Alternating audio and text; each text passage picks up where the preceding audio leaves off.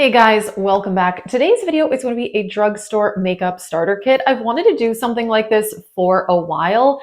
It seemed almost a little too basic, like most of us watching YouTube, TikTok don't really need a starter kit, but honestly, sometimes it is nice to just go back to the basics. So these are some items that I would definitely recommend if you're just starting up or if you just need a refresh. These products are all amazing and they're all drugstore affordable. If you are new, please subscribe for more. I am very excited to share this and let's get started. Okay, let's start with base products first.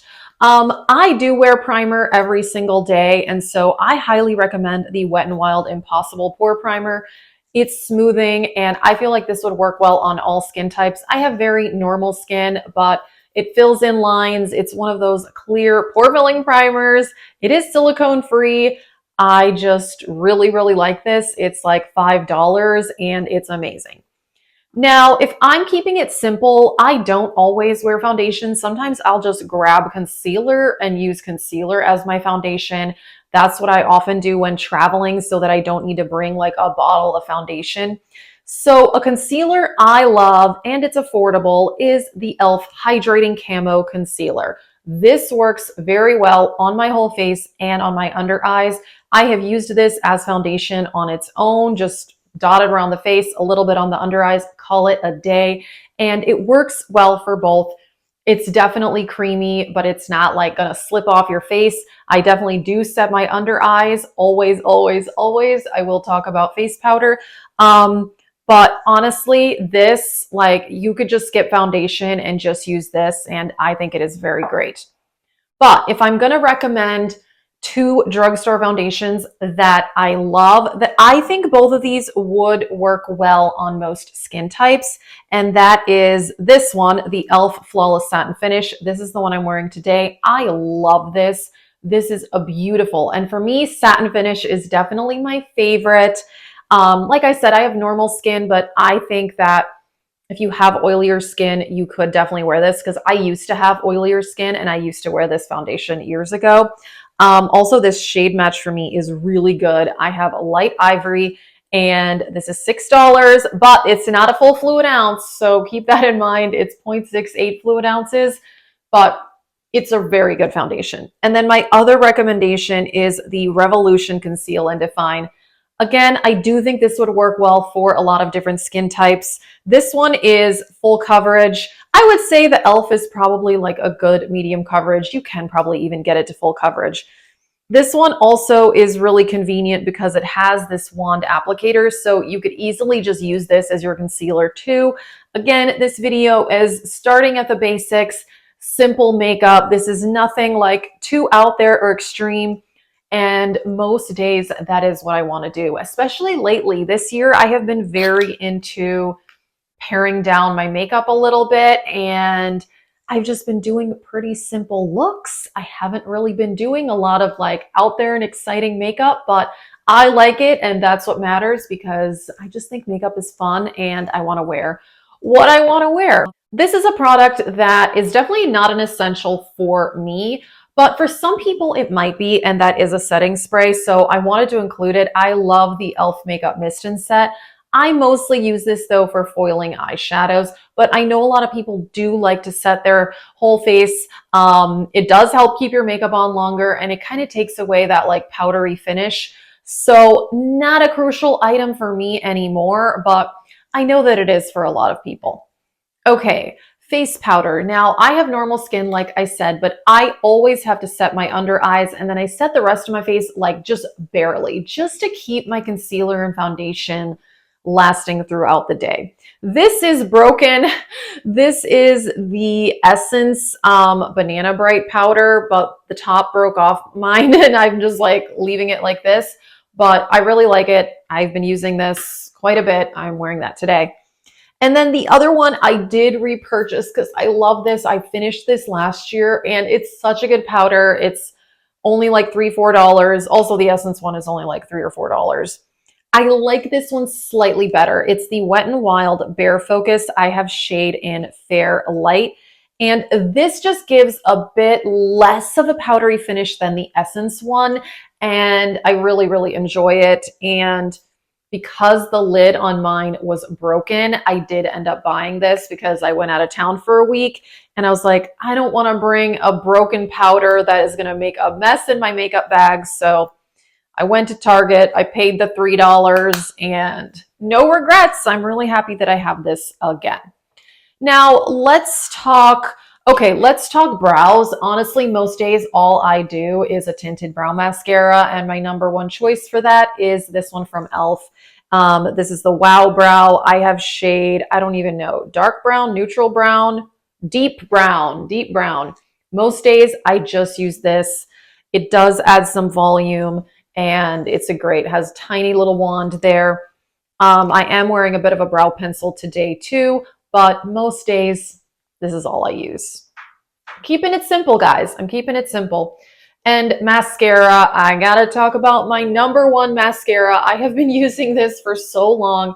It does not flake or smudge throughout the day, and I love it. It is the L'Oreal Voluminous Carbon Black. I'm wearing this today. I've been repurchasing this for a very, very long time.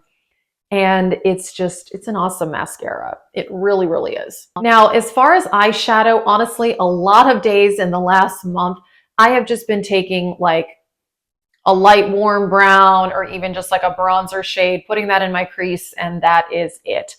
But even if I'm doing just that, I do use eye primer because I have oily eyelids and I have a lot of creases on my eyelids and I have to use an eye primer. So I highly recommend the Alter Ego eyeshadow base.